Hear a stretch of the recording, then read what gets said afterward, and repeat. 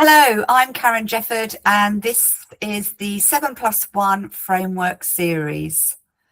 Step 5 of 7+1 is all about diversifying income and opportunity. This is where we start to look outward, because growth isn't about adding more pressure, it's about opening up the right opportunities. Almost like widening the number of doors available to you instead of pushing harder on the same ones. When we talk about diversifying income, for many charities, it doesn't feel very exciting. It feels very heavy. It sounds like more work.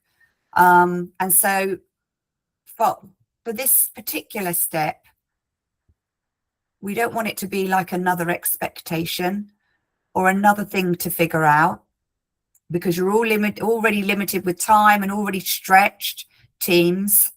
This step isn't about doing more, it's about doing it differently. Because often there are opportunities already within reach, they're just not being recognized. So with this one, I want you to think about, are you trying to push harder on the same opportunities? Or are you opening up new ones and recreating the wheel every time? Alessandro, this particular step is very topical within the charity sector.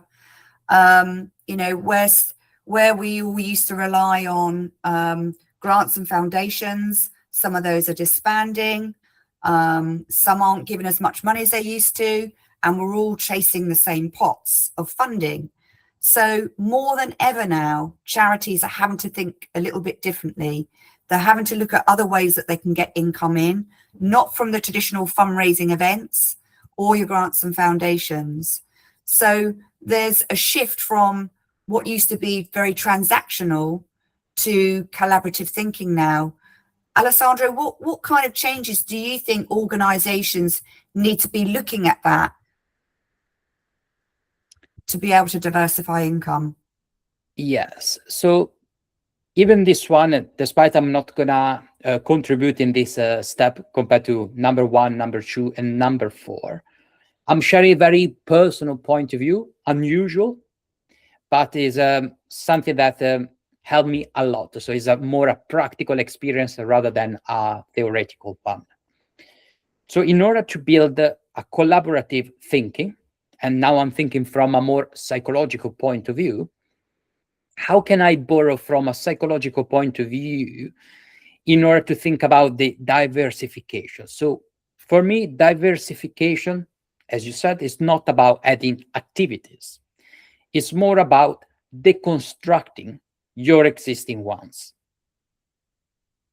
So when you deconstruct your existing activities, and in a previous video, we discussed about marketing activities, for example, you identify new opportunities. So if I want to collaborate, if I want to move from a transactional to a collaborative thinking, I need to slow down, pause, and say, how can I deconstruct my existing activities, in particular, like, for example, marketing activities, in order to identify new opportunities? It's not doing more, it's doing or leveraging what you already have in a strategic way. So to move from identify an opportunity to leveraging the opportunity, you need to consider which partnerships could amplify the impact of a single activity. So it's more shifting from a linear thinking to an exponential thinking. So when we look at the other, like step number 4, where we say, how can I leverage what I already have, for example, in terms of marketing activities, we talk about these exponential things. So 1 + 1 = 5. And you need to really understand from a strategic point of view. So what are the resources that you already have, for example, Karen, that I don't have? Could be in terms of knowledge, availability, time, or money that I can get. So it's slow it down rather than doing more things, is to deconstruct what I'm already doing, identify new opportunity, but identify is not enough. We need to leverage. So I need to consider what are the single activities that I'm really, really good, or what are the resources that I have that someone else need in exchange of something that I'm lack of. This is my way of seeing diversification. It's deconstructing, identify the opportunity, and thinking about what I can give to the other person in return of something else. In psychology, we call reciprocity. I give you something in return of something else, but not doing more things. It's leveraging your existing activities. This is my experience.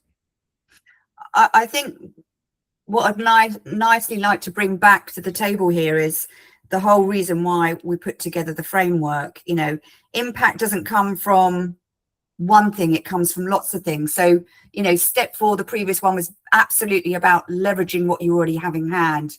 And one of the things that I see that charities miss is your board, your trustees. And Alessandro, you picked up, you know, earlier about what do you already have in hand, you know, your skills, your relationships. Your trustees are well connected and often are in a stage in their career that they've either retired or coming to the end of the career and just want to give back. They are well connected and often they're overlooked. You know, the relationships that everybody within your team have, you know, often this particular step, charities go to, you know, default mode to do more fundraising. It's not, you know, this step is about exploring realistic ways to build stability through partnerships. You know, and you might already have a corporate partnership. Well, who are they connected with? Who do they know? Who's, you know, who's their supply chain? So look, this absolutely is about not chasing trends. It's about spotting what's already within reach. And I think, you know, it's about opening up new realistic income possibilities and absolutely unlocking what you already have. So step number 5 is about diversifying the income and the opportunity, and we'll explore what you can do without stretching your teams and defaulting to more fundraising.